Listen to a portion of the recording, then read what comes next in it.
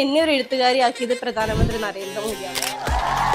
കാരണം ഞാൻ ഏത് കമ്പനിയിൽ പോയിട്ട് ആ കമ്പനി ബാൻ ചെയ്യും. ഇങ്ങനെയൊക്കെയുള്ള വിവാദ സ്റ്റേറ്റ്മെന്റ് വേണ്ടത്.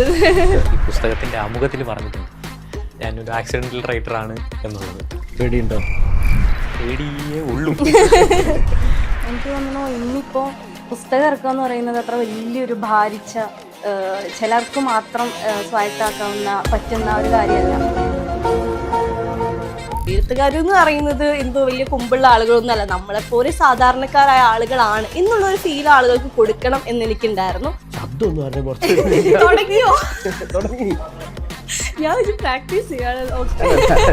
നമുക്ക് കൂടുതൽ മനുഷ്യർ വേണം. എന്തിന്? കൂടുതൽ സ്നേഹം കിട്ടാൻ, കൂടുതൽ പരിഗണന കിട്ടാൻ. ഇതിലൊക്കെ ഒരു സെൽഫിഷ് ആയിട്ടുള്ള ഒരു എലമെന്റ് ഉണ്ട് കേട്ടോ. പൊന്മാൻ എന്ന് പറഞ്ഞ സിനിമയിലെ അതിന്റെ ഏറ്റവും ഒടുവിലുള്ള സിനിമയിലെ പോലെ ക്ലൈമാക്സ് അല്ല. ചെമ്മീൻ കെട്ട് വെച്ചിട്ട് ഈ പൈസ ഇത്രയും വലിയ പൈസ ഉണ്ടല്ലോ, അപ്പൊ ഇത് തുറന്നു വിട്ട് കഴിഞ്ഞാൽ ഇവിടെ ഭയങ്കര ഒരു ഹീറോയിക് എലമെന്റ് ഉണ്ടല്ലോ എന്ന് പറഞ്ഞിട്ട് കൊടുക്കുന്നത്. ഇനി എന്ത് വന്നാലും എന്റെ തലയിലിടാം.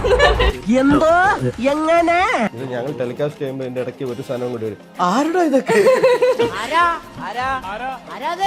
പണ്ടൊന്നും നമ്മുടെ അമ്പലങ്ങളിലൊന്നും ഈ ഭഗവത്ഗീതയുടെ ക്ലാസ്സുകളൊന്നും അധികം ഉണ്ടാവാറില്ല. ഇപ്പം ഫാമിലി ഗ്രൂപ്പില് ഗീതാ ക്ലാസ്, രാമായണ ക്ലാസ്, ഇതൊക്കെ എവിടെ നിന്ന് വരുന്നു? പാരന്റിങ് ഒക്കെ വളരെ ടോക്സിക് ആയിരിക്കും. അച്ഛൻ്റെ അടുത്ത് ഈ പുണ്യ ഇങ്ങനെ അപവാദങ്ങൾ പറഞ്ഞ് പ്രചരിപ്പിക്കുകയാണ്. അതൊന്നും സത്യമല്ല. എന്തെങ്കിലുമൊക്കെ സത്യം ഇല്ലാതിരിക്കില്ല.